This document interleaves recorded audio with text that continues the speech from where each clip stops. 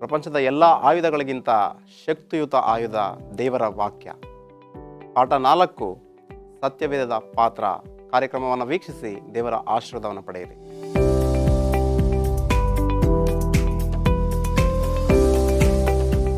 ಸಬ್ಬತ್ ಶಾಲೆಯ ಕಾರ್ಯಕ್ರಮಕ್ಕೆ ನಿಮ್ಮೆಲ್ಲರಿಗೂ ಸುಸ್ವಾಗತ. ಸತ್ಯವೇದದ ಆಳಕ್ಕೆ ಹೋಗಿ ಮುತ್ತುಗಳನ್ನು ಹುಡುಕ್ತಕ್ಕಂಥ ಒಂದು ಕಾರ್ಯಕ್ರಮವನ್ನು ಶುರು ಮಾಡುವ ಮುನ್ನ ಒಂದು ಸಣ್ಣ ಪ್ರಾರ್ಥನೆ. ಪ್ರೀತಿ ಸಾಗರನೇ, ಸಂಪೂರ್ಣನೇ, ಕಾರ್ಯಕ್ರಮದ ಮೂಲಕ ನಮ್ಮ ಜೊತೆ ನೀನು ಮಾತನಾಡು, ಆಶೀರ್ವದಿಸು, ನೀನೊಬ್ಬನೇ ಮಹಿಮೆಯನ್ನು ಹೊಂದು. ಯೇಸು ಕ್ರಿಸ್ತನ ದಿವ್ಯನಾಮದಲ್ಲಿ ಆಶೀರ್ವಾದವನ್ನು ಬೇಡಿ ಹೊಂದಿದ್ದೇವೆ ನಮ್ಮ ತಂದೆಯೇ, ಆಮೆನ್. 4ನೇ ಪಾಠಕ್ಕೆ ಬಂದಿದ್ದೇವೆ. ಬನ್ನಿ ನಮ್ಮ ಅತಿಥಿಗಳನ್ನು ಸ್ವಾಗತ ಮಾಡೋಣ. ಬೋಧಕರಾಗಿರ್ತಕ್ಕಂಥ ಮುತ್ತು ಮ್ಯಾಥ್ಯೂ, ಬೋಧಕರಾಗಿರ್ತಕ್ಕಂಥ ಅಶೋಕ್ ಕುಮಾರ್, ಬೋಧಕರಾಗಿರ್ತಕ್ಕಂಥ ಪ್ರಸನ್ನ ಕುಮಾರ್. ನಮಸ್ಕಾರ. ನಮಸ್ಕಾರ ಸರ್. ತುಂಬ ಸಂತೋಷ ನೀವು ನಮ್ಮ ಕಾರ್ಯಕ್ರಮಕ್ಕೆ ಬಂದಿದ್ದು.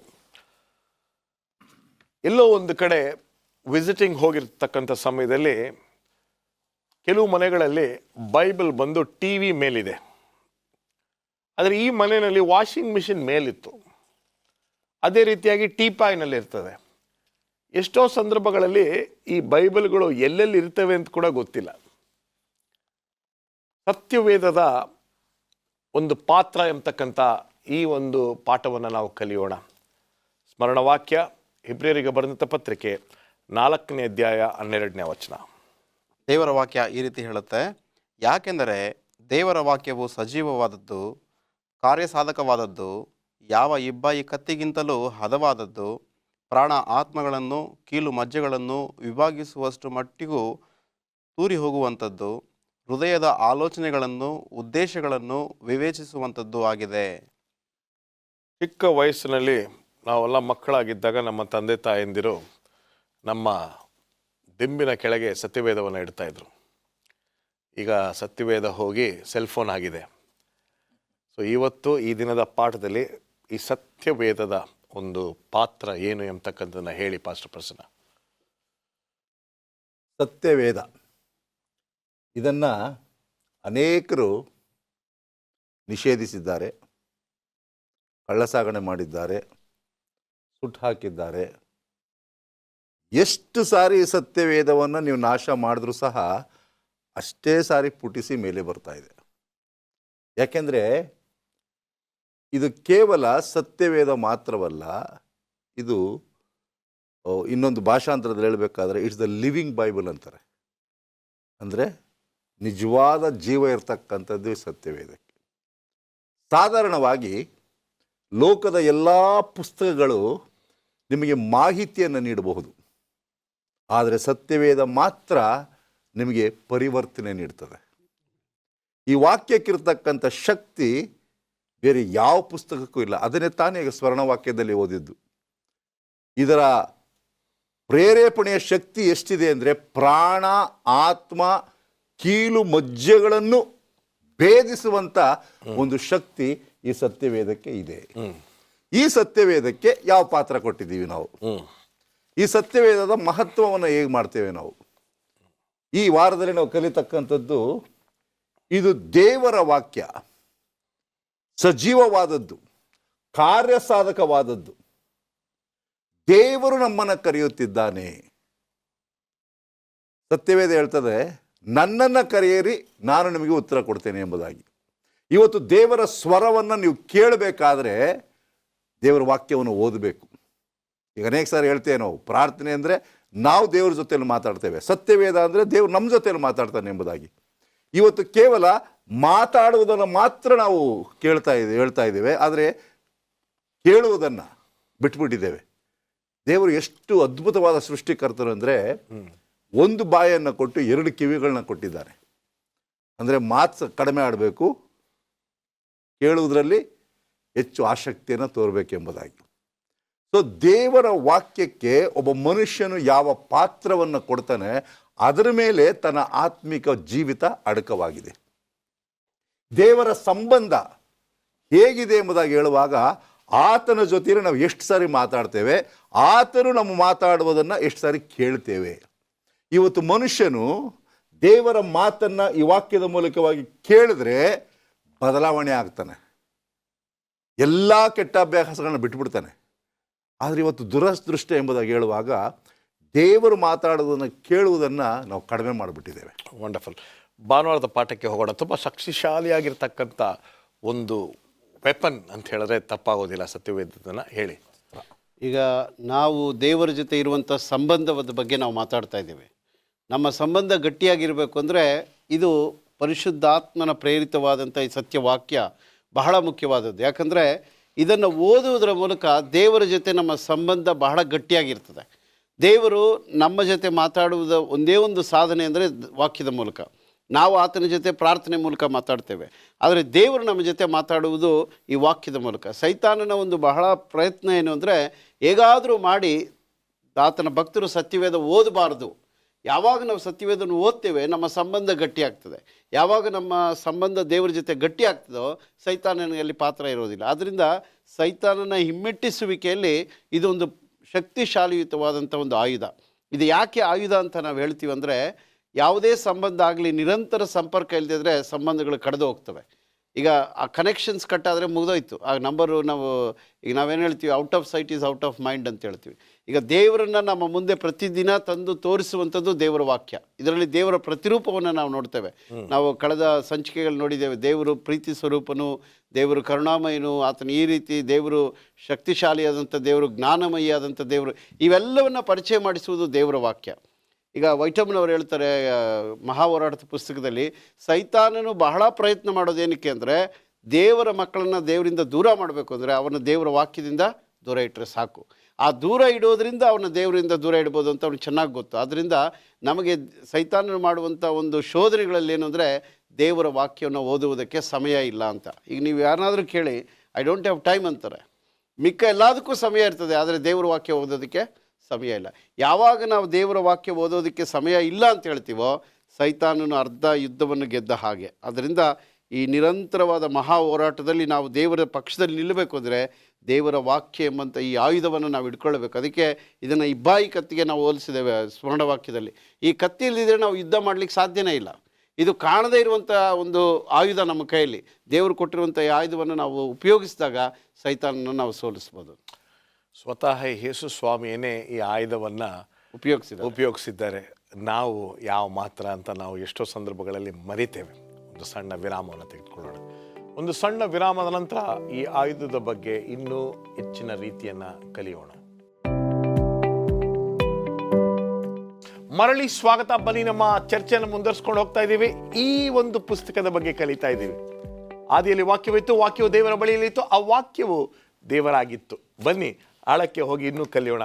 ಇದು ಒಂದು ಸುಂದರವಾಗಿರ್ತಕ್ಕಂಥ ಒಂದು ಮಾಹಿತಿ. ಇದು ಒಂದು ದೊಡ್ಡ ಅಧಿಕಾರವೇ ಅಂತ ಹೇಳಿದ್ರೆ ತಪ್ಪಾಗೋದಿಲ್ಲ. ಸೊ ಹೇಳಿ ಪಾಸ್ಟರ್ ಮುತ್ತು ಮ್ಯಾಥ್ಯೂ. ಸತ್ಯವೇದ ದೊಡ್ಡ ಅಧಿಕಾರವುಳ್ಳಂತಹ ಒಂದು ಪುಸ್ತಕ ಎಂಬುದಾಗಿ ಹೇಳಿದ್ರೆ ಖಂಡಿತವಾಗಲೂ ತಪ್ಪಾಗೋದಿಲ್ಲ. ಇಲ್ಲಿ ಪೌಲನು ಈ ರೀತಿ ಹೇಳ್ತಾನೆ, 2 ತಿಮೋತಿ 3ನೇ ಅಧ್ಯಾಯ 15-16 ವಾಕ್ಯಗಳನ್ನು ನಾನು ಓದ್ತಿದ್ದೇನೆ. ನಮ್ಮ ರಕ್ಷಣೆಗೆ ಬೇಕಾದಂತಹ ಒಂದು ಅದ್ಭುತವಂತಹ ಪುಸ್ತಕ ಇದು. ಆ ಗ್ರಂಥಗಳು ಕ್ರಿಸ್ತ ಯೇಸುವಿನಲ್ಲಿರುವ ನಂಬಿಕೆಯ ಮೂಲಕ ರಕ್ಷಣೆ ಹೊಂದುವ ಜ್ಞಾನವನ್ನು ಕೊಡುವುದಕ್ಕೆ ಶಕ್ತವಾಗಿವೆ. ದೈವ ಪ್ರೇರಿತವಾದ ಪ್ರತಿಯೊಂದು ಶಾಸ್ತ್ರವು ಉಪದೇಶಕ್ಕೂ, ಖಂಡನೆಗೂ, ತಿದ್ದುಪಾಟಿಗೂ, ನೀತಿ ಶಿಕ್ಷೆಗೂ ಉಪಯುಕ್ತವಾಗಿದೆ. ಆ ಗ್ರಂಥಗಳು ಕ್ರಿಸ್ತ ಯೇಸುವಿನಲ್ಲಿರುವ ನಂಬಿಕೆಯ ಮೂಲಕ ರಕ್ಷಣೆ ಹೊಂದಿಸುವ ಜ್ಞಾನವನ್ನು ಕೊಡುವುದಕ್ಕೆ ಶಕ್ತವಾಗಿವೆ. ದೈವ ಪ್ರೇರಿತವಾದ ಪ್ರತಿಯೊಂದು ಶಾಸ್ತ್ರವು ಉಪದೇಶಕ್ಕೂ, ಖಂಡನೆಗೂ, ತಿದ್ದುಪಾಟಿಗೂ, ನೀತಿ ಶಿಕ್ಷೆಗೂ ಉಪಯುಕ್ತವಾಗಿದೆ. ಆದ್ದರಿಂದ ದೇವರ ಮನುಷ್ಯನು ಪ್ರವೀಣನಾಗಿ ಸಕಲ ಸತ್ಕಾರ್ಯಕ್ಕೆ ಸನ್ನದ್ಧನಾಗುವನು. ಈ ವಾಕ್ಯ ಎಂಬುದು ಇಬ್ಬಾಯಿಯ ಕತ್ತಿಗೆ ಪೌಲನು ಹೋಲಿಕೆ ಮಾಡ್ತಾನೆ. ಅದೇ ರೀತಿ ತಿಮೋತಿಯನಿಗೆ ಬರುತ್ತಾ ತಿಳಿಸ್ತಾ ಇದ್ದಾನೆ, ದೇವರ ವಾಕ್ಯ ದೈವಪ್ರೇರಿತವಾದಂತಹ ಪ್ರತಿಯೊಂದು ಶಾಸ್ತ್ರ ತಿದ್ದುಪಾಟಿಗೂ, ನೀತಿ ಶಿಕ್ಷೆಗೂ, ಖಂಡನೆಗೂ ಇದು ಉಪಯುಕ್ತವಾಗಿದೆ ಎಂಬುದಾಗಿ ಪೌಲನು ತಿಳಿಸ್ತಾ ಇದ್ದಾನೆ. ಆದರೆ ಇಂದು ಸತ್ಯವೇದವನ್ನು ನಾವೇನು ಮಾಡಿದ್ದೇವಪ್ಪ ಅಂತಂದರೆ, ನೀವು ಅಂದ ಹಾಗೆ ವಾಷಿಂಗ್ ಮಿಷಿನ್ ಮೇಲೆ, ಟೀಪಾಯಿಗಳ ಮೇಲೆ ಇಟ್ಬಿಟ್ಟಿದ್ದೀವಿ ವಿನಃ ವಾರಕ್ಕೆ ಒಮ್ಮೆ ನಾವು ಸಬ್ಬತ್ತಿನ ಆರಾಧನೆಗೆ ಬರುವಾಗ ಮಾತ್ರ ಸತ್ಯವೇದನ ಹೊತ್ಕೊಂಡು ಹೋಗ್ತೇವೆ ವಿನಃ ದಿನೇ ಓದುವಂತಹ ಒಂದು ಅಭ್ಯಾಸ, ಆ ಹವ್ಯಾಸ ಇಂದಿನ ಕ್ರೈಸ್ತರು ಮರೆತಿರೋದನ್ನು ನಾವು ಕಾಣಬಹುದಾಗಿದೆ. ಆದ್ದರಿಂದ ನಾವು ಆ ರೀತಿ ಮಾಡದೆ ದೇವರ ವಾಕ್ಯನ ಪ್ರೀತಿ ಮಾಡುವವರಾಗಿರಬೇಕು. ದೇವರ ವಾಕ್ಯವನ್ನು ದಿನೇ ದಿನೇ ಧ್ಯಾನ ಮಾಡುವಂಥವರಾಗಿರಬೇಕು. ಅಷ್ಟೇ ಅಲ್ಲ, ಈ ಲೇಖಕರು ತಿಳಿಸ್ತಿದ್ದಾರೆ ಏನಪ್ಪ ಅಂತಂದರೆ, ಅನೇಕರು ಏನು ಮಾಡ್ತಾರಪ್ಪ ಅಂತಂದರೆ, ಕಣ್ಮುಚ್ಚಿ ಯಾವುದೋ ಒಂದು ಹಾಳೆಯನ್ನು ತೆಗೆದು ಸತ್ಯವೇದದಲ್ಲಿ ಒಂದು ವಚನವನ್ನು ಓದಿ ಆಮೇಲೆ ಅಂದ್ಕೊಂಡು ಪ್ರಾರ್ಥನೆ ಮಾಡ್ಕೊಂಡು ಹೋಗ್ತಾರೆ. ಅದೇ ಸಾಕು ಎಂಬುದಾಗಿ ಕೆಲವ್ರು ನೆನೆಸ್ತಾರೆ. ಇನ್ನೂ ಕೆಲವ್ರು ಏನು ಮಾಡ್ತಾರಪ್ಪ ಅಂತಂದರೆ, ನನಗೆ ಕೀರ್ತನೆಗಳ ಪುಸ್ತಕ 1ನೇ ಕೀರ್ತನೆ ನನಗೆ ತುಂಬ ಇಷ್ಟ, 23ನೇ ಕೀರ್ತನೆ ತುಂಬ ಇಷ್ಟ, 91ನೇ ಕೀರ್ತನೆ ತುಂಬ ಇಷ್ಟ ಎಂಬುದಾಗಿ ಕೆಲವು ಆಯ್ಕೆ ಮಾಡಲ್ಪಟ್ಟಂತಹ ಅಧ್ಯಾಯಗಳನ್ನು ಮಾತ್ರ ಅವ್ರು ಏನು ಮಾಡ್ತಾರಪ್ಪ ಅಂತಂದರೆ ಓದ್ತಾರೆ. ಆದರೆ ಸತ್ಯವೇದವನ್ನು ನಾವು ಆದಿಕಾಂಡದಿಂದ ಪ್ರಕಟಣೆ ಪುಸ್ತಕದವರೆಗೂ ಕೂಡ ದೈವ ಪ್ರೇರಿತವಾದದ್ದು. ಆದ್ದರಿಂದ ಇದನ್ನು ಸಂಪೂರ್ಣವಾಗಿ ಸ್ವೀಕರಿಸಬೇಕೇ ವಿನಃ ಸತ್ಯವೇದದ ಯಾವುದೋ ಒಂದು ಭಾಗವನ್ನು ಮಾತ್ರ ಸ್ವೀಕಾರ ಮಾಡುವುದಲ್ಲ.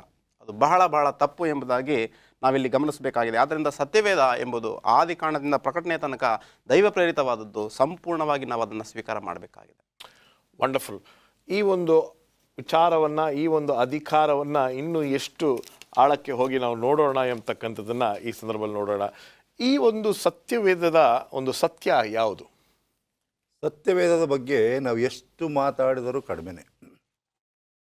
ಆದಿಯಿಂದಲೂ ಇಲ್ಲಿಯ ತನಕ ದೇವರ ವಾಕ್ಯದ ಶಕ್ತಿ ಏನೆಂಬುದನ್ನು ನಾವು ಅರಿತುಕೊಂಡಿದ್ದೇವೆ.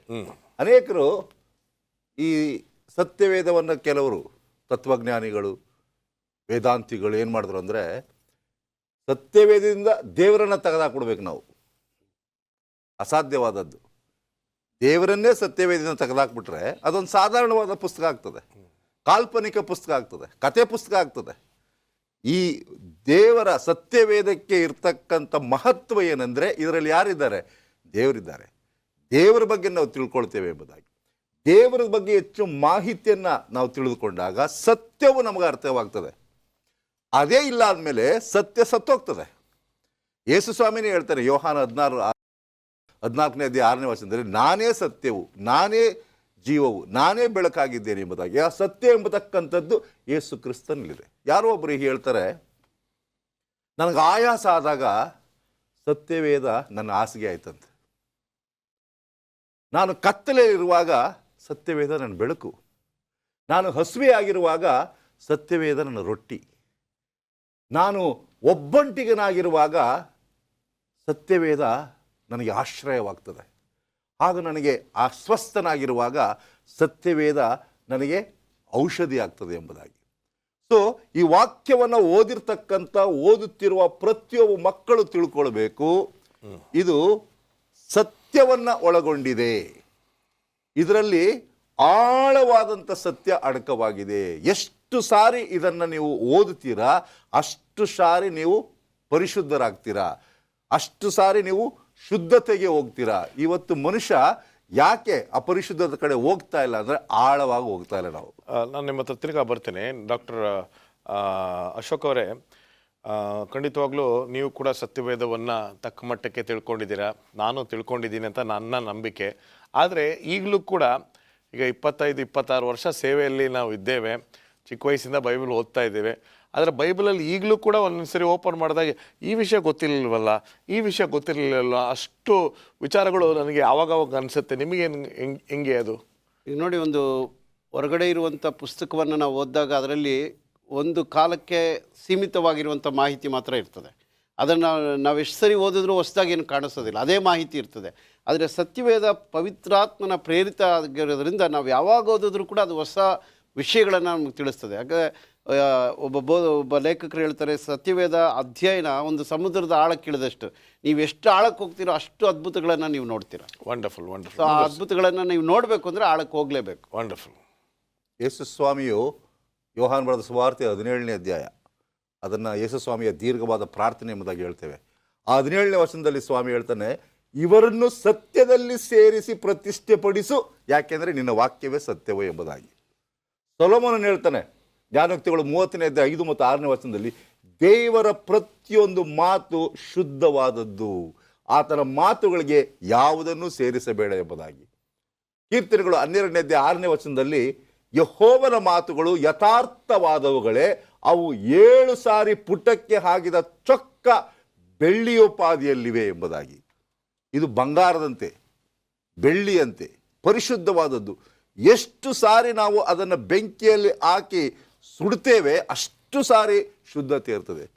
ಇವತ್ತು ಮನುಷ್ಯ ಎಷ್ಟೇ ಕೆಟ್ಟು ಹೋಗಿದ್ದರೂ ಸಹ ಆ ಮನುಷ್ಯ ಎಲ್ಲೋಗಬೇಕು ಅಂದರೆ ದೇವರ ವಾಕ್ಯಕ್ಕೆ ಹೋಗಬೇಕು. ಮನುಷ್ಯರ ಯಾವುದೇ ಸಲಹೆಗಳು ಅವನನ್ನು ಬದಲಾವಣೆ ಮಾಡಲಿಕ್ಕೆ ಆಗೋದಿಲ್ಲ, ಸ್ವಲ್ಪ ಮಾತ್ರಕ್ಕೆ ಅಷ್ಟೇ. ಆದರೆ ಯಾವ ವ್ಯಕ್ತಿ ನಿಜವಾಗಲೂ ದೇವರ ವಾಕ್ಯವನ್ನು ಓದ್ತಾ ಇರ್ತಾರೆ, ಆ ವಾಕ್ಯವು ಅವನಿಗೆ ಕಾಲಿಗೆ ದೀಪವು ದಾರಿಗೆ ಬೆಳಕು ಆಗಿ ಆತನು ಬದಲಾಗ್ತಾನೆ ಎಂಬುದಾಗಿ. ಉದಾಹರಣೆಗೆ ನಾವು ಸತ್ಯವೇದದಲ್ಲಿ ಥೆಸಲೋನಿಕ ಸಭೆಯವರನ್ನು ಮೆಚ್ಚಬೇಕು. ಆ ಥೆಸಲೋನಿಕ ಸಭೆಯವರು ಏನು ಮಾಡ್ತಾ ಇದ್ರು ಅಂದರೆ, ಪೌಲನು ಪ್ರಸಂಗ ಮಾಡಿ ಹೋದ್ಮೇಲೆ ಮತ್ತೆ ಅವರೆಲ್ಲ ಹೋಗಿ ಏನು ಮಾಡ್ತಾ ಇದ್ರು, ಹುಡುಕ್ತಾ ಇದ್ರು ವಾಕ್ಯವನ್ನು. 1ನೇ ಥೆಸಲೋನಿಕ 1:13 ಹೇಳ್ತದೆ, ಹೀಗಿರಲಾಗಿ ನೀವು ದೇವರ ವಾಕ್ಯವನ್ನು ನಮ್ಮಿಂದ ಕೇಳಿದಾಗ ಅದನ್ನು ಮನುಷ್ಯರ ವಾಕ್ಯವೆಂದೆಣಿಸದೆ ದೇವರ ವಾಕ್ಯವೆಂದೇ ತಿಳಿದು ಅಂಗೀಕರಿಸಿದಕ್ಕಾಗಿ ನಾವಂತೂ ಎಡೆಬಿಡದೆ ದೇವರಿಗೆ ಕೃತಜ್ಞತಾ ಸ್ತುತಿ ಮಾಡುತ್ತೇವೆ. ಅದು ನಿಜವಾಗಿ ದೇವರ ವಾಕ್ಯವೇ, ಅದು ನಂಬುವವರ ನಿಮ್ಮೊಳಗೆ ಬಲವಾಗಿ ಕೆಲಸ ನಡೆಸುತ್ತದೆ.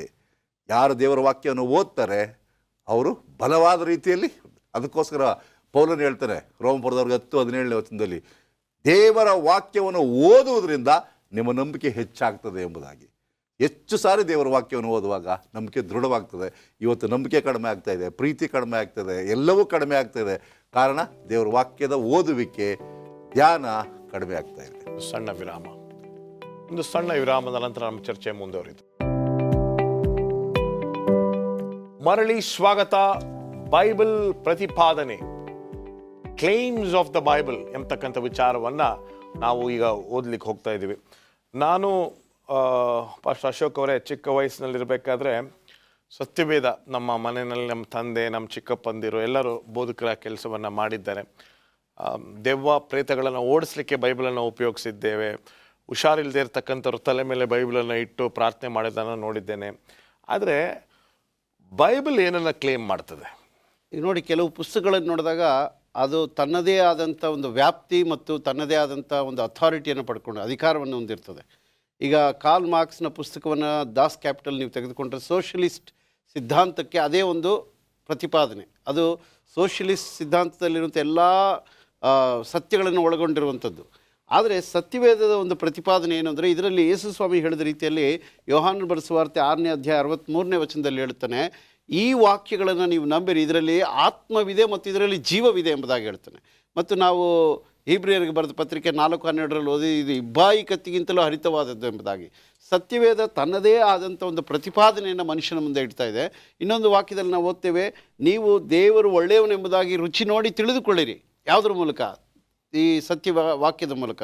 ಅಂದರೆ ಸತ್ಯವೇದದ ಪ್ರತಿಪಾದನೆ ಒಂದು ಸುಳ್ಳು ಪ್ರತಿಪಾದನೆ ಅಲ್ಲ, ಇದೊಂದು ಟೊಳ್ಳಾದಂಥ ಪ್ರತಿಪಾದನೆಯೂ ಕೂಡ ಅಲ್ಲ. ಇದು ಬಹಳ ವ್ಯವಸ್ಥಿತವಾಗಿ ಗಟ್ಟಿಯಾಗಿರುವಂಥ ಪ್ರತಿಪಾದನೆ.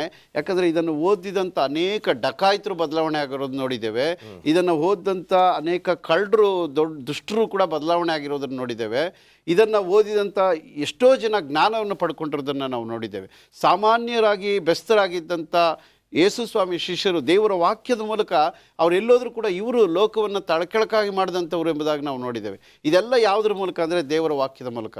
ನಾವು ಈ ಡಾರ್ಕ್ ಏಜಸ್ ಎಂಬುದಾಗಿ ನಾವು ನೋಡುವಾಗ ವ್ಯಾಲ್ಡೆನ್ಸೀಸ್ ಎನ್ನುವಂಥವ್ರು ಈ ವಾಕ್ಯವನ್ನು ಭದ್ರಪಡಿಸಿ ಈ ವಾಕ್ಯದ ಮೂಲಕ ದೊಡ್ಡ ದೊಡ್ಡ ಸಾಮ್ರಾಜ್ಯಗಳನ್ನು ಅವರು ತಳಕೆಳಕಾಗಿ ಮಾಡಿರೋದನ್ನು ನೋಡ್ತೇವೆ. ಅಂದರೆ ದೇವರ ವಾಕ್ಯಕ್ಕೆ ಅಷ್ಟು ಶಕ್ತಿ ಇದೆ ಅನ್ನೋದನ್ನು ಆ ವಾಕ್ಯನ ಪ್ರತಿಪಾದನೆ ಮಾಡ್ತದೆ ಮತ್ತು ಅದನ್ನು ರುಜುಪಡಿಸೋದರಲ್ಲೂ ಕೂಡ ಈ ವಾಕ್ಯ ಯಶಸ್ವಿಯಾಗಿದೆ.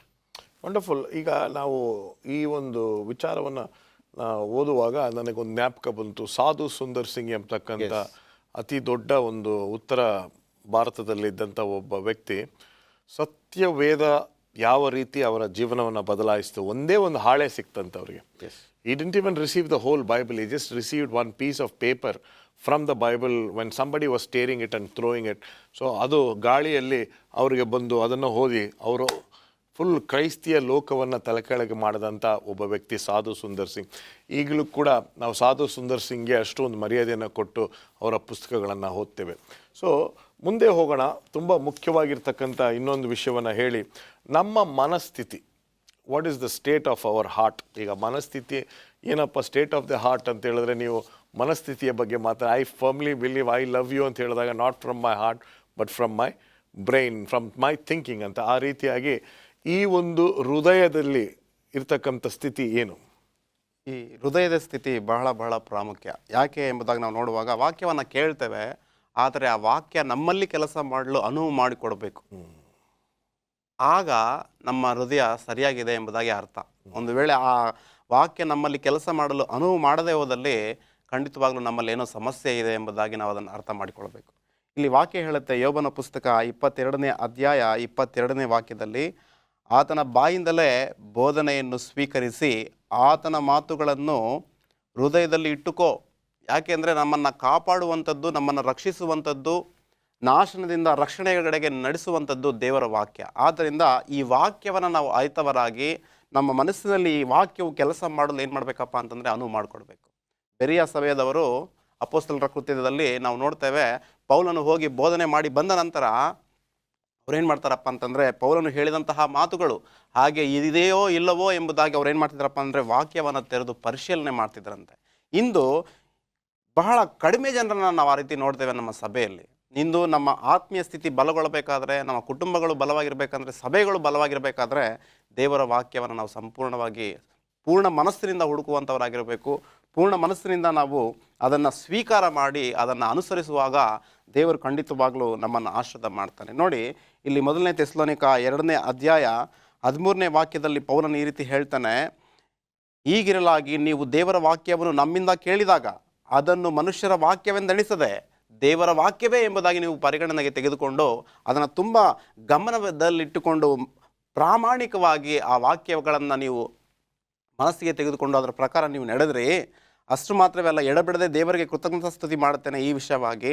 ಅದು ನಿಜವಾಗಿ ದೇವರ ವಾಕ್ಯವೇ, ಅದು ನಂಬಿದವರಾದ ನಿಮ್ಮೊಳಗೆ ಬಲವಾಗಿ ಕೆಲಸ ನಡೆಸುತ್ತದೆ. ನಂಬಿದವರಾದಂತಹ ನಮ್ಮಲ್ಲಿ ವಾಕ್ಯ ಬಲವಾಗಿ ಕೆಲಸ ಮಾಡುತ್ತೆ. ಆದ್ದರಿಂದ ನಾವು ದೇವರ ವಾಕ್ಯಕ್ಕೆ ಅತಿ ಹೆಚ್ಚಿನ ಒತ್ತನ್ನು ಕೊಟ್ಟು ಆ ವಾಕ್ಯ ನಮ್ಮಲ್ಲಿ ಕಾರ್ಯ ಮಾಡಲು ಅನುವು ಮಾಡಿಕೊಡ್ಬೇಕಾಗಿದೆ. ವಂಡರ್ಫುಲ್. ಫಸ್ಟ್ ಅಶೋಕ್, ನಮ್ಮ ಸಭೆಯಲ್ಲಿ ಒಬ್ಬ ಸಿಸ್ಟರ್ ಇದ್ದಾರೆ, ಅವ್ರಿಗೆ ಯಾವ ಆ್ಯಂಟಿಬಯೋಟಿಕ್ಸು ಕೆಲಸ ಮಾಡಲ್ಲ. ಹಾಗಂದರೆ ಅವರ ಶಾರೀರಿಕವಾಗಿರ್ತಕ್ಕಂಥ ಸ್ಥಿತಿ ಆ ರೀತಿಯಾಗಿದೆ. ಆ ರೀತಿಯಾಗಿ ಲೋಕದಲ್ಲಿ ಯಾರಾದರೂ ಜನರು ಇದ್ದಾರಾ, ಈ ಒಂದು ಸತ್ಯವೇದ ಅವರ ಮೇಲೆ ಪ್ರಭಾವನೇ ಬೀರೋದಿಲ್ಲ ಅಂತ ಯಾರಾದರೂ ಇರ್ತಾರಾ? ಸತ್ಯವೇದ ಪ್ರಭಾವ ಬೀರದೇ ಇರುವಂಥ ವ್ಯಕ್ತಿಗಳು ಯಾರೂ ಇಲ್ಲ. ಯಾಕಂದರೆ ಯಾರ್ಯಾರು ಈ ಸತ್ಯವೇದದ ಸಂಪರ್ಕಕ್ಕೆ ಬಂದಿದ್ದಾರೆ ಅವ್ರನ್ನ ಖಂಡಿತವಾಗ್ಲೂ ಅದು ಬದಲಾವಣೆ ಮಾಡುವುದಕ್ಕೆ ಶಕ್ತಿಶಾಲಿಯಾಗಿದೆ ಎಂಬುದನ್ನು ನಾವು ವಾಕ್ಯದ ಮೂಲಕ ನೋಡಿದ್ದೇವೆ. ಎಂತೆಂಥ ಕಠಿಣವಾಗಿ ಹೃದಯಗಳನ್ನು ಕೂಡ ದೇವರ ವಾಕ್ಯ ಬದಲಾವಣೆ ಮಾಡಿರೋದನ್ನು ನಾವು ನೋಡ್ತೇವೆ. ಆದರೆ ಅವರಾಗೆ ಅವರು ಸತ್ಯವೇದವನ್ನು ದೂರ ಇಟ್ಟರೆ ಮಾತ್ರ ಅದನ್ನು ನಾವು ಹೇಳಲಿಕ್ಕೆ ಬರೋದಿಲ್ಲ. ಆದರೆ ಯಾರು ಸತ್ಯವೇದವನ್ನು ತೆಗೆದು ಓದ್ತಾರೋ, ಯಾರು ಅದರ ಸಂಪರ್ಕಕ್ಕೆ ಬರ್ತಾರೋ ಅವರೆಲ್ಲರಿಗೂ ಬದಲಾವಣೆ ಮಾಡುವಂಥ ಶಕ್ತಿಶಾಲಿಯುತವಾದಂಥ ಆಯುಧ ಈ ಸತ್ಯವೇದ. ನೋಡಿ, ಇದೇ ಸತ್ಯವೇದ ಪೌಲನನ್ನಾಗಿ ಮಾಡುತ್ತೆ. ಆದರೆ ಹೃದಯವನ್ನು ಕಠಿಣ ಮಾಡಿಕೊಂಡಂತಹ ಫರೋಹ ಆ ಸಮುದ್ರದಲ್ಲಿ ಹಾಳಾಗೋದನ್ನು ನಾವು ನೋಡ್ತೇವೆ. ಆದ್ದರಿಂದ ನಮ್ಮ ಹೃದಯದಲ್ಲಿ ದೇವರ ವಾಕ್ಯಕ್ಕೆ ಸ್ಥಾನ ಕೊಡುವಾಗ ದೇವರು ಖಂಡಿತವಾಗ್ಲೂ ಕಾರ್ಯ ಮಾಡ್ತಾನೆ, ನಮ್ಮನ್ನು ಬದಲು ಮಾಡ್ತಾನೆ. ವಂಡರ್ಫುಲ್. ದೇವರು ನಿಮ್ಮೂರನ್ನು ಹೆಚ್ಚಿನ ರೀತಿಯಲ್ಲಿ ಆಶೀರ್ವಿಸಲಿ. ನಮಸ್ಕಾರ. ನಿಮ್ಮ ಸತ್ಯವೇದವನ್ನು ಆ ಫ್ರಿಡ್ಜ್ ಮೇಲಿರ್ತಕ್ಕಂಥದ್ದನ್ನು, ವಾಷಿಂಗ್ ಮಿಷಿನ್ ಮೇಲಿರ್ತಕ್ಕಂಥದ್ದನ್ನು, ಟೀಪಾಯಿ ಕೆಳಗಡೆ ಇರ್ತಕ್ಕಂಥದ್ದನ್ನು ಎತ್ತಿ ಅದರ ಮಹತ್ವವನ್ನು ನೋಡಿ. ಬರೀ ಇಟ್ಕೊಳ್ಳೋದು ಮಾತ್ರ ಮುಖ್ಯವಲ್ಲ, ಅದನ್ನು ತೆಗೆದು ಓದ್ರಿ. ಏಕೆಂದರೆ ಆದಿಯಲ್ಲಿ ವಾಕ್ಯವಿತ್ತು, ವಾಕ್ಯವು ದೇವರ ಬಳಿಯಲ್ಲಿತ್ತು, ಆ ವಾಕ್ಯವು ದೇವರಾಗಿತ್ತು.